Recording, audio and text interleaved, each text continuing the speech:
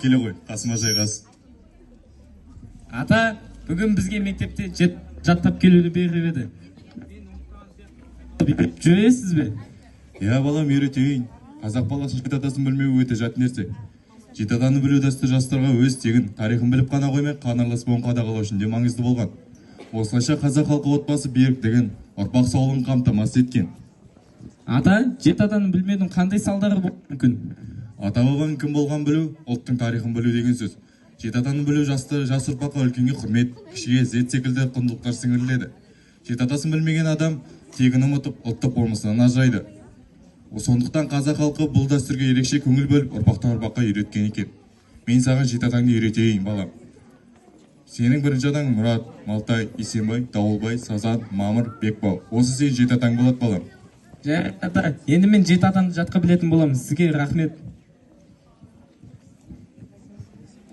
Әже, не істеп отырсыз? Құрақ көрпе тоқып отырмын. Әже, осы құрақ көрпенің қандай маңыздылықтары бар? Құрақ көрпе тек үй жағдайында ғана қолданбаған. Оның ерекше мағынасы бар. Қыз баласы тұрмысқа шыққаннан кейін өзінің хәлін ата-анасына құрақ көрпе арқылы жеткізген екен.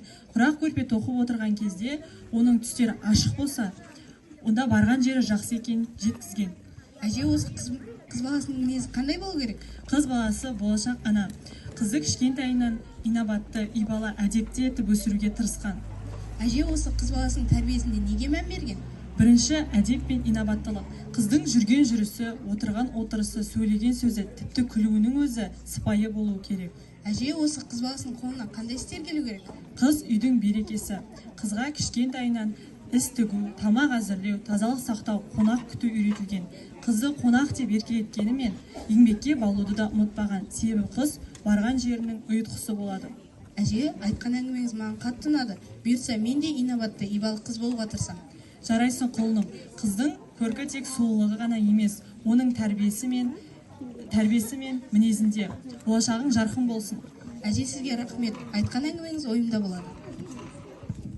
Дастархан дайын болды, шайға жүріңіздер.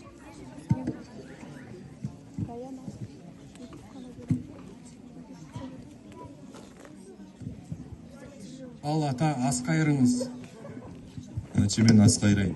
Бисмиллах деп бастайын. Берекеңіз тассын. Дастарханыңыз мол болсын, қонағыңыз көп болсын, ұлыңыз ұлы, қызыңыз қылықты болсын. Алла берекесін берсін, бақ пен ырыс еселенсін. Амин.